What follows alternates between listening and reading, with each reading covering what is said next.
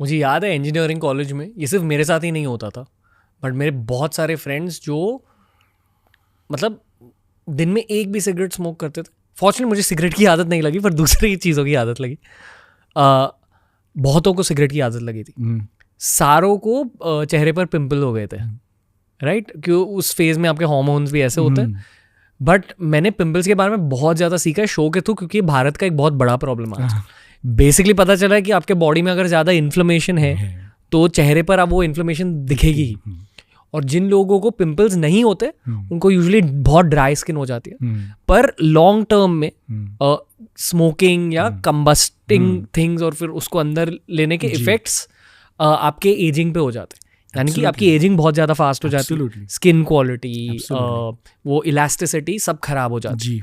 Correct to से? Totally right. ये ना पता कब दिखाई देता है? जब आपके आसपास के 26 साल के लोग एक्चुअली 36 साल के लोग जैसे दिखने लगते। करेक्ट, करेक्ट, बहुत सही कह रहे हो, साइंटिफिकली एब्सोल्युटली राइट।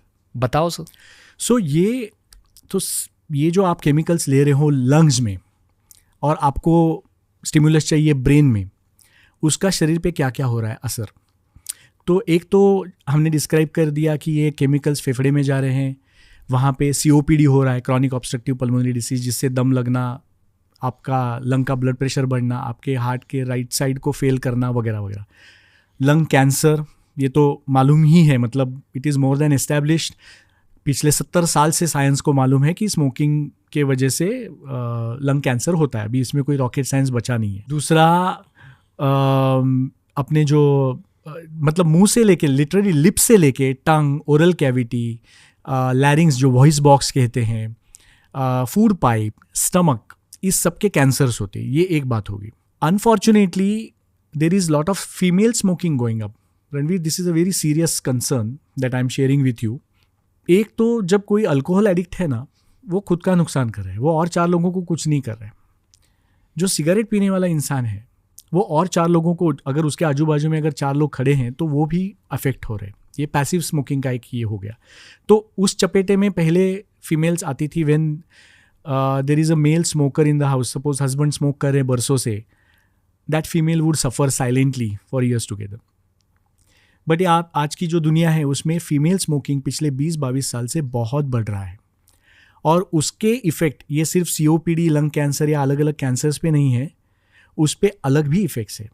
अच्छा, बिफोर गोइंग देयर, स्मोकिंग के वजह से अपना जो वो सब जो केमिकल्स है उसके वजह से अपना ब्लड का जो विस्कोसिटी है, अभी विस्कोसिटी में मतलब उसका फ्लो करने का जो एक स्पीड है या थिकनेस है, वो बढ़ते, मतलब स्पीड कम हो जाता है और आपके खून की क्वालिटी गंदी होती जाती है, मोटी होती जाती है।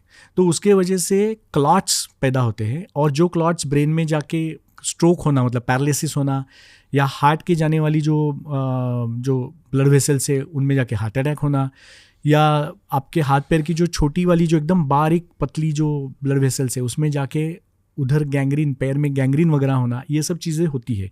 This is common for male and female smokers. Coming to female smokers, there is a increase propensity, मतलब जिसका हम ये प्रमाण बढ़ता जा रहा है बिकॉज ऑफ फीमेल स्मोकिंग, कि कंसेप्शन नहीं हो रहा है, इनफर्टिलिटी हो रही है।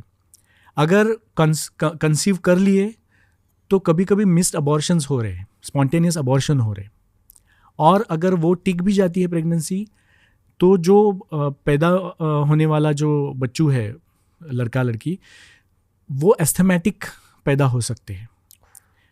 तो we are looking at an unhealthy next generation because of female smoking. So as a society we have to really combat this issue.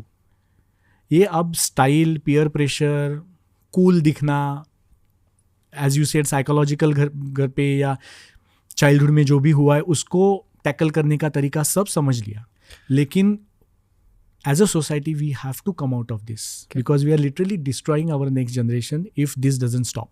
एक कॉमन एक्सक्यूज ये होती है कि यार पोल्यूशन ही इतना बढ़ चुका है, मैं स्मोक ही कर लूँ।